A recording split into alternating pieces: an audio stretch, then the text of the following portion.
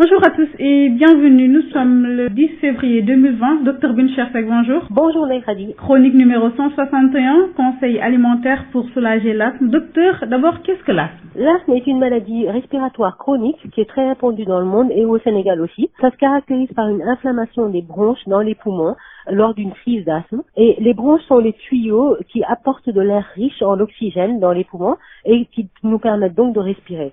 Alors l'inflammation des bronches entraîne leur rétrécissement et donc une difficulté à respirer. Et d'ailleurs, une crise d'asthme peut même être fatale. Est-ce que la qualité de l'alimentation joue un rôle dans le traitement de l'asthme? D'abord, il est important de souligner à nos auditeurs qu'il faut absolument consulter un médecin spécialisé, un allergologue ou un pneumologue et suivre les conseils du médecin lorsqu'on souffre d'asthme ou lorsqu'on a un enfant qui souffre d'asthme. Mais il y a quand même des études scientifiques qui révèlent depuis quelque temps que certaines dispositions alimentaires sont à prendre pour améliorer les symptômes de l'asthme. Et quelles sont ces dispositions, docteur? Alors, il y a des aliments qui réduisent et d'autres qui accentuent les symptômes pendant une crise d'asthme. Donc ces symptômes-là, en général, c'est une toux, une respiration sifflante, un essoufflement ou un étouffement, un sentiment d'oppression sur la poitrine. Et ces aliments-là peuvent améliorer ces symptômes-là ou alors carrément les faire empirer. Alors je vais commencer par le premier. Lors d'une crise d'asthme, on sait qu'il faut renforcer les apports en fibres solubles. Alors notamment une fibre soluble qu'on appelle l'inuline. Et ces fibres-là réduisent l'inflammation des bronches dont je parlais et donc on respire mieux. Alors les sources alimentaires d'inuline sont entre autres les bananes, les oignons, les poireaux, les betteraves, mais on sait aussi que pour une efficacité maximale de ces fibres-là, il faudrait prendre carrément un complément alimentaire d'inuline qu'on peut trouver en pharmacie et à hauteur de 10 grammes par jour d'inuline. Ça, c'est le premier point. Le deuxième aliment, c'est le poisson gras. C'est qu'il faut manger lors d'une crise au moins 150 grammes de poisson gras, qui peut être de la sardinelle, du saumon, du mulet, au moins 2 fois par semaine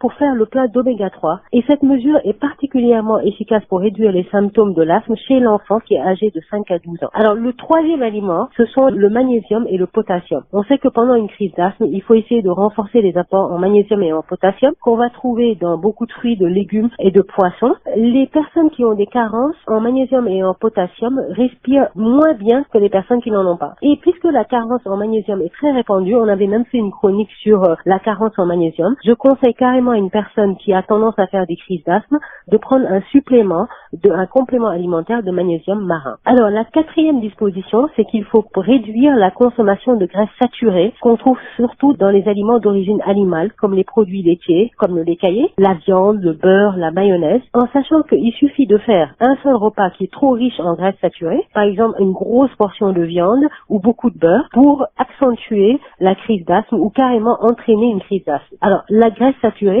ça augmente l'inflammation des bronches et donc ça fait empirer les symptômes de l'asthme. Alors, la dernière disposition à prendre, c'est qu'il faut éviter les fast-foods et surtout chez les enfants. Et d'ailleurs, en général, il faut de toute façon réduire de beaucoup la consommation de fast-food. Mais là, lors d'une crise d'asthme, il faut vraiment éviter les fast-foods parce que ceux qui en mangent 3 fois par semaine ou plus ont 40% de risque de plus d'asthme. Et on sait que le fast-food est très prisé chez les enfants, mais il faut surtout éviter de le leur donner lors d'une crise d'asthme. Voilà. Page Facebook? La page Facebook, c'est Sud Nutrition. Nous vous invitons à venir encore plus nombreux, nous poser vos questions, nous suggérer des thèmes. Et d'ailleurs, ce thème-là, c'est un auditeur qui l'avait suggéré il y a un moment. Voilà, on vient seulement de le traiter. Et puis aussi, sachez que toutes nos chroniques passées sont postées sur la page Sud Nutrition. Merci à Val d'Afrique et merci à vous, Dr Binchersek. Merci Naïradi.